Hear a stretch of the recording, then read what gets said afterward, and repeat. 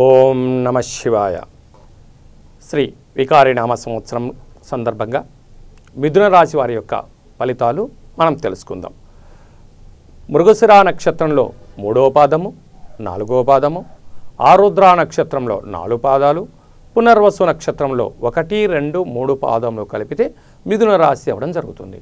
ఈ యొక్క మిథున రాశి వారి యొక్క ఆదాయ వ్యయాలు మనం తెలుసుకుందాం. ఆదాయం 11, వ్యయం 5, అనగా 6 రూపాయలు మిగులుతున్నాయి.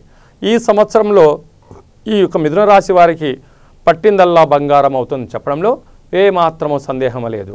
అంటే 4 రాళ్ళు వీళ్ళు వెనక వేసుకుంటారు అనేటువంటి రోజులు వీళ్ళకి వచ్చాయి. అదే కాకుండా గౌరవం 2, అవమానం కూడా 2. అంటే ఏ ఒక మంచి పని చేసినా నీ వైపు ఇద్దరు ఉంటారు, విమర్శించే వాళ్ళు ఉంటారు. ఎందుకంటే విమర్శించే వాళ్ళు లేకపోతే ప్రతిదీ నేను చేస్తున్నది గొప్పది వీళ్ళు అనుకుంటుంటారు. కనుక ఈ 2 సమానంగా ఉన్నాయి. సమాజంలో గౌరవం వీళ్ళకు బాగా పెరుగుతుంది అని చెప్పడంలో ఏమాత్రమూ సందేహమే లేదు.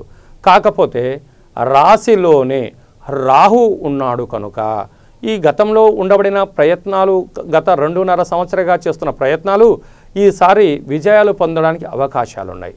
కనుక కోర్కెలకు కొద్దిపాటి కళ్యాలు వేసుకుంటూ మనము ఏదైతే చేయగలమో, ఏదైతే ప్రణాళికబద్ధంగా మనం ముందుకు వెళ్ళగలిగితే సర్వత్రా శుభాలు కలుగుతాయి.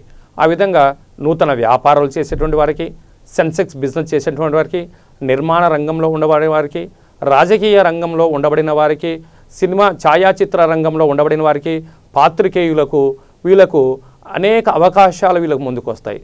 వచ్చిన అవకాశాన్ని తనకు ఎంతవరకు ఉపయోగపడుతుంది, ఇది సంపదకు ఉపయోగపడుతుందా, నాకు కీర్తికి ఉపయోగపడుతుందా, నా తదనంతరం కూడా నాకు ఉపయోగపడుతుందా అని చెప్పి ఆచితూచి నిర్ణయం తీసుకున్నట్లయితే వీళ్ళకు సకల శుభాలు కలుగుతాయని చెప్పడంలో సందేహమే లేదు. కాకపోతే కొద్దిపాటి జాయింట్ వ్యాపారాలు కానీ, స్నేహితులతో దూరంగా అంటే చేసేటువంటి వ్యాపారాల్లో లావాదేవీలతో సొంతంగా వ్యాపారాలు చేసుకోవడం ఉత్తమోత్తమం. అంటే జాయింట్ వ్యాపారాలు చేసుకోవడం కానీ, స్నేహితులను నమ్మి పెట్టడం కానీ, పక్క వాళ్ళని నమ్మి ఏదో గుడ్డిగా పెట్టారనుకోండి, అవి శూన్యంలోనే కలిసిపోయే పరిస్థితులు ఉన్నాయి. కనుక స్నేహితులకు, జాయింట్ వ్యాపారాలకు చేసేటువంటి వాళ్ళు స్వంత నిర్ణయాలకే మీకు ఈసారి ఉపాధి అవకాశాలు కూడా చాలా ఉన్నాయి. ఎందుకంటే గత అనేక సంవత్సరాలుగా ఎదురు చూస్తున్నటువంటి రోజులలో విజయం మీ ముంగిట ఉంటుంది. ఆ విజయాన్ని మీరు ఎంత చక్కగా సద్వినియోగపరచుకోగలిగితే సకల విజయాలు ఉంటాయి. మనకు ఒక సామెత ఉంది, మట్టి పనికి పోయినా ఇంటివాడు వెళ్ళి చూసుకోవాలట ఎంతవరకు పని జరుగుతుంది ఏం కథ. అలాగా పర్యవేక్షణలో, తన సొంత పర్యవేక్షణలో ఏ కార్యక్రమాలు చేసినా వారికి విజయం పొందుతుంది అని చెప్పుకోవడంలో సందేహమే లేదు. ఈసారి ప్రభుత్వం యొక్క ఉద్యోగాలు అంటే ఇక్కడ మృగశిర నక్షత్ర జాతులకు ఎక్కువ శాతంగా పోలీస్ జాబులు, ఎస్ఐ జాబులు రావడం కానీ, అదేవిధంగా ఉపాధ్యాయులకు పదోన్నతి కావడం కానీ, కోర్టు కేసులు ఏమన్నా ఉన్నా కూడా ఈ సంవత్సరం తొలగిపోయి సకల శుభాలు కలుగుతాయి. కాకపోతే సర్వత్రా మీరు విజయం చెందాలంటే మీరు చేయాల్సింది ఒక్కటే, ప్రశాంతతత్వంగా ఉండగలగాలి. మానసిక ఒత్తిడికి మీరు గురవ్వకూడదు. ఎంతసేపు పక్క వాళ్ళు ఏదో చెప్తున్నారు, వాళ్ళు ఏదో చెప్తున్నారు, నేను చేస్తున్నాను అంటే కాకుండా మీ సొంత నిర్ణయాన్ని మీ మనసుతో మీరు 2 నిమిషాలు మాట్లాడండి. ఈ వ్యక్తి ఈ మాట చెప్తున్నాడు, తనకు లాభమా, నాకు లాభమా, సమాజానికి లాభమా, దేశానికి లాభమా? ఎందుకంటే ఒక చిన్న ఆలోచన జీవితాన్ని మార్చేస్తుంది. ఒక మంచి అవకాశము కీర్తి ప్రతిష్టలకు ఉపయోగపడుతుంది.